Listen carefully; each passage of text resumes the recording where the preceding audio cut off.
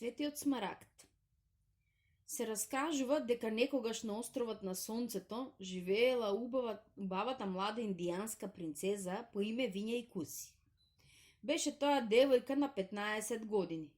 Му припаѓаше на едно од најблагородните семејства на куските. Кралот Хуаскар одреди принцезата да се закалуѓари во Ахљахуасу, манастир за одбрани девици, кои требаше за секогаш да се оддалечат од луѓето и да станат верни свештенички на најпознатиот храм посветен на таткото на Сонцето. Горда и весела поради исклучителната чест што беше укажана, девојката се прости од своите родители и другарки. Веднаш потоа, под строгиот надзор на придружниците кои ги наименува владетелот, ја одведоа на островот на езерото Тикикаке. Поминаа многу години, а на островот ништо посебно не се случи. 100 девици кои живееа во Ахљахуаси под строга управа на правосвештеничките, совесно си извршуваа својата должност. Наутро, пред изгревот на сонцето, зад снежните врвови на Кордилјар, се искачуваа на највисокиот врв од островот и палеа оган од меризливи розмаринови гранчиња. Опојниот чад се издигнуваше по облик на бел столб додека не се изгубеше од небото. Потоа низ звуци на песни и побожна музика жртвуваа млада лама во слава на богот на сонцето. Преку денот се затвараа во камениот манастир, подигнат на една падина, да плетат и предат најефтина волна од викуња и алпака за изработка на кралска облека.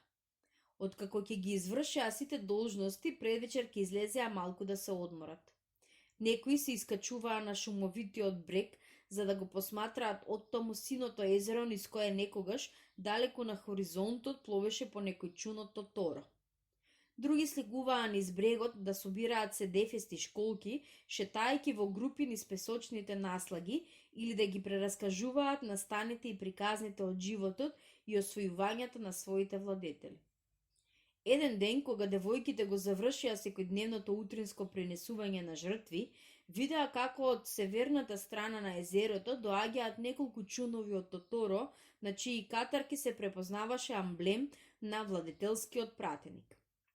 Препознаа дека доаѓаат гласници од Куск, кои секој месец им донесуваа поздрави од владетелот, а со нив поклони и храна. Свештениците побрзаа да извесат правосвештеничката за нивното доаѓање. Потоа трчајќи слегоа до пристаништето по убавите камени скали со 300 скалила, од кои некои и денес таму постојат. Набрзо малите чунови застанаа на брегот. Прв кој излезе на земјата беше Пумајо, најбестрашниот и највештиот веслач во царството. Потоа слегоа и другите пратеници, а последен беше стариот Паулу Тупак, првиот царски пехарник и човек во кого Хуасар имаше голема доверба. Радоста на малите свештенички набрзо се распрасна кога ги издогледаа мрачните лица на пратениците.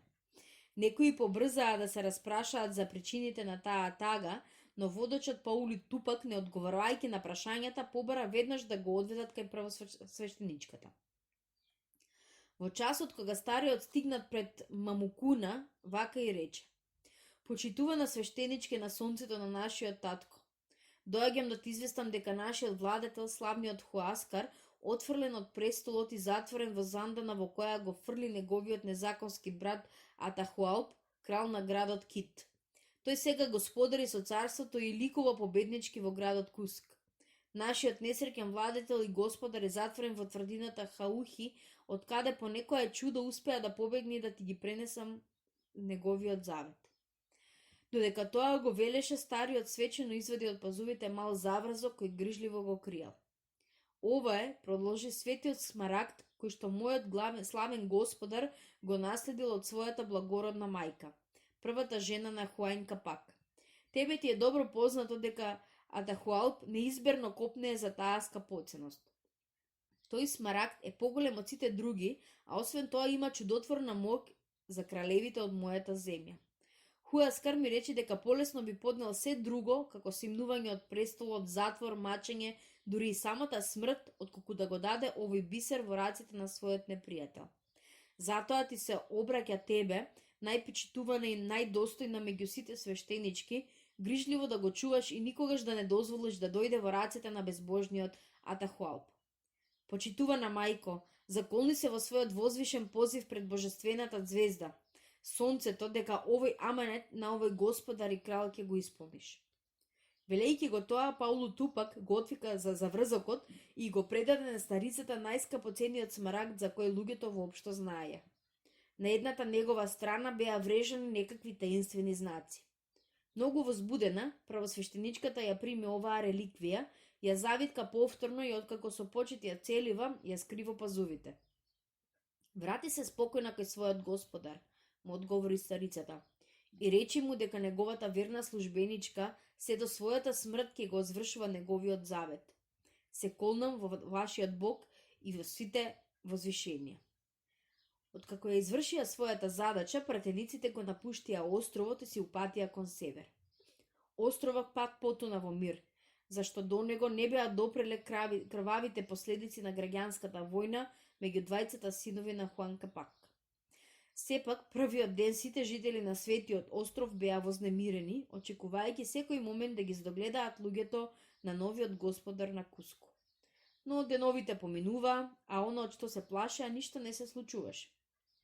Пак си се врати животот во својот претходен мир. Пак девиците ги извршуваа истите занимања и истите работи.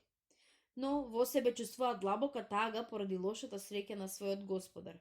Понекогаш посакуваат да одат во Куско и сами да се уверат во она што таму се случува и дури да го бранат Хуаскар, ако тоа беше можно. Но нивната свечена верска заклетва за секојаш им забрануваше да го напуштат островот, дури и самиот обид тоа да го направат би бил најголема безбожност. Така поминаа неколку месеци. Колку времето повеќе одминуваше, правосвештеничката се повеќе се ослободуваше од стравот поради скапоцениот камен што го чуваше. Арнама навистина никогаш не се одделуваше од него. Знаеше дека незината личност е неприкосновена и света за секој кој ќе се решеше да ја приде. Затоа ни едно друго место не беше поприкладно за чување на светиот смарагд. Наближуваше прославувањето на Инти Рајми. Тоа беше најсвечениот празник на царството, кога низ целата земја се правеа обреди во слава на сонцето. И на Светиот остров, што туку почнаа подготовките, кога неочекувано стигнаа атахуалпините гласници, за да им јават на девиците дека владетелот сака да го посети за празникот светилиштето и да присуствува на свеченостите. Токму затоа едно по едно доаѓаа пратеништва, едни носеа се што е потребно за инката, други богати дарови за принесување на жртвите. Според подготовките можеше да се заклучи дека неговиот владетел има намера да ги надмине сите своји претходници во прославувањето на овој многу значаен празник. Најпосле, кога останаа уште неколку дни до почетокот на првите обреди, а откако сите веќе го извршија постот кој според обичајот спаѓаше во подготовките, почнувајќи од владетелот па се до последниот слуга, едно утро на хоризонтот се појави флота од 1000 чунови од Тотора. Тоа, инката Атахуалп со неговата бројна придружба доаѓаше на островот. Девиците, особено правосвештеничката, пак се загрижија за сигурноста на Хуаскаровиот смарагд. Сите девици потекнуваа од семејства кои му беа приврзани на претходниот крал, законитиот син на Хуаин Капак и една принцеза од Куск, поради што му беа верни преданици на симнатиот крал. Тие едноставно го мразеа Атахуалп, кој беше тугинец по мајка, припадник на омразеното племе Кит, која за време на владењето на Хуаин Капак им задаваше толку грижи на перуанците, пред да ги покори овој славен владетел. Затоа девиците беа решени верно да ја чуваат тајната на каменот. Набрзо островот, дотогаш толку осамен и мирен, се преполни со 1000 кралски верници кои доаѓаа и заминуваа од брегот. Шетаа по патеките или се искачуваа кон ридот, едни поради прошетка, други извршувајќи ги совесно и верно наредбите кои ги добиваа за да се завршат подготовките што побрзо. Островот на сонцето, на кој денес се наоѓаат само остатоци на урнатини, во тоа време беше величествено уреден и украсен. Од широкото пристаниште, направено од големи блокови делкан камен, се искачуваа кон планинскиот врв прекрасни скали со 300 скалила. На двете страни од скалилата украсни дрвја го надвиснуваа зелените гранки, дења нудејќи ладовина, а ноќе заштитени од ладните езерски ветрови. На висината од 180 скалило се наоѓаше прекрасен извор зазиден во камен, кој се уште и денес исфрла 3 млазеви свежа бестра вода. Пред него имаше некој вид платформа, од која и на левата и на десната страна поминуваа 2 широки патеки, преку кои се олеснуваше искачувањето кон височината. Едната патека, онаа десната, водеше кон големата и прекрасна палата, која служеше за преноќиште на владетелот за време на посетата на светилиштето. Патеката на левата страна служеше да ги нагости придружниците и великодостоинците.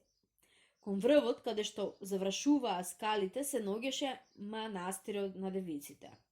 Најпосле на самиот врв, доминирајќи на езерото и островот, се издигнуваше огромна купола на храмот на сонцето, сета прекриена со плочи од масивно злато, со безброј украси од бесценен камен. Само првосвештеничката можеше да дозволи влегување во светилиштето. Кога владетелот стигна со својата придружба през златната врата на храмот, таа го праша, како што налагаше обичајот при таа церемонија, дали е достојно подготвен да влезе во храмот. На тоа владетелот одговори дека ги исполнува сите должности кои ги налага верата, дека разделил многу милост по сирачињата и вдовиците, дека ослободил стотини непријатели, дека издржал строг пост, па затоа ја моли првосвештеничката да му ја отвори вратата, за да влезе во најбожественото и најстарото свештилиште на големиот Бог. После тие ритуални зборови, првосвештеничката ја отвори прекрасната врата, низ која влегоа владетелот и неговата придружба. Внатре, украсен со најраскошни бисери, скапоцено пери и гранки од билката кантута, во средината се издигнуваше престол одреден за владетелот. На него седна Атахуалп, а дворјаните го обкружија. Речиси истовремено почна свеченост. Низ една споредна врата влегоа група девојки пеејќи ја побожната химна, која набрзо се претвори во свечен танц, проследен со звуците на редок и оригинален оркестар на кавали и барабани. Првосвештеничката се наоѓаше на своето почесно место спроти владетелот, посматрајќи го својот нов господар, облечен за оваа пригода во најраскошна облека, кога одеднаш затрепери од страв. Зад Атахуал го здогледа крмарот Пумај, кој доаѓаше со царскиот пехарник оној ден, кога овој го донесе хуаскаревиот смарагд да ја го предаде на првосвештеничката. Во своето возбудување, старицата махинално ја принесе раката кон градите, таму каде што се наоѓаше скапоцениот бисер. Веројатно, Пумај се досети што значи тоа подсвесно движење, зашто му се приближи на владетелот и нешто му шепна на уво. Потоа владетелот го сврте погледот кон градите на првосвештеничката. Таа, насетувајќи ги намерите на владетелот, сета пребледе и се чинеше дека ќе умре од ужас. Беше уверена дека Пумај го предаде својот господар Хаускар и дека дошол со Атахуалп да му покаже каде и кој го чува скапоцениот накит. Од тој момент првосвештеничката почна со поглед да ја бара најдоверливата девица за да ја замоли за помош. Најпосле погледот го запре на Вињај Куси, која беше нејзина миленичка, давајќи незабележливо знак да ја приде. Девојката го разбра тоа и го искористи моментот кога танцувачите беа меѓу нив двете и владетелот да ѝ се приближи. Принцезата го прими и итро го скри за врзакот што ја го подаде старата. Истовремено служна и како возбудено изборува да го чува смарагдот откако веќе го открија во незините пазови проникливите погледи на предавникот.